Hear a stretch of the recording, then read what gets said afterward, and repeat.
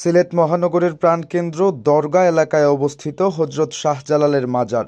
সুলতান শামসুদ্দীন ফিরোজ শাহের শাসনকাল ১৩০৩ সালে হযরত শাহজালালের হাতে বিজিত হয় সিলেট অঞ্চল।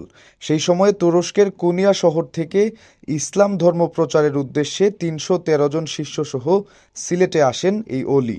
১৩৪০ সালে হযরত শাহজালাল মৃত্যুবরণ করলে তাঁকে সিলেট শহরের দরগা এলাকায় সমাহিত করা হয়। বর্তমানে মাজার এলাকায় শত শত জালালি কবুতর, পুকুর ভর্তি গজার মাছ ছাড়াও শাহজালালের ব্যবহৃত তলোয়ার রক্ষিত আছে। সারা বছরই হযরত শাহজালালের মাজার জিয়ারতে ধর্ম বর্ণ নির্বিশেষে মানুষ আসেন। এছাড়া দেশি বিদেশি পর্যটকরা সিলেটে আসলে একবার হলেও ঘুরে যান হযরত শাহজালালের মাজার। তবে সম্প্রতি মাজার এলাকায় হাফ প্যান্ট পরে না ঢুকতে নিষেধাজ্ঞামূলক সাইনবোর্ড টানিয়েছে কর্তৃপক্ষ। মাজারে প্রবেশের মূল ফটক ও পিছনের প্রবেশ মুখে কয়েকটি সাইনবোর্ড টানানো। এতে লেখা, হাফ প্যান্ট পরে মাজারের গেইটের ভেতর প্রবেশ নিষেধ, আদেশক্রমে কর্তৃপক্ষ। তবে কী কারণে হঠাৎ এই নিষেধাজ্ঞা তা জানা যায়নি।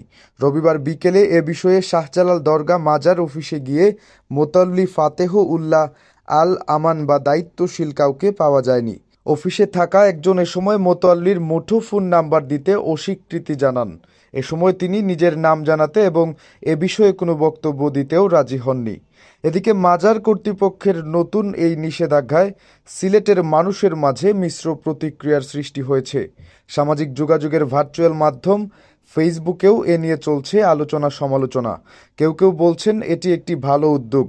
শাহজালাল মাজার একটি পবিত্রতম স্থান, এখানে হাফ প্যান্ট পরে ঘোরাফেরা করা ঠিক নয়, এমন সাইনবোর্ডটা নিয়ে কর্তৃপক্ষ দায়িত্বশীলতার পরিচয় দিয়েছেন।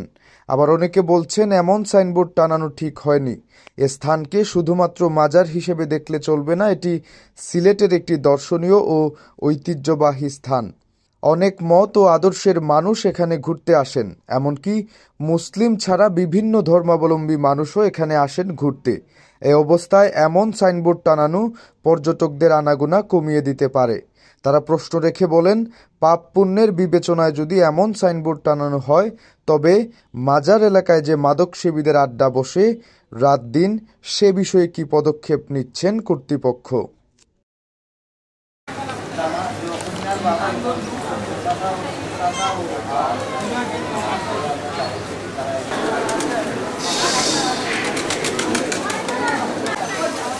না এটা তো দিয়ে বলে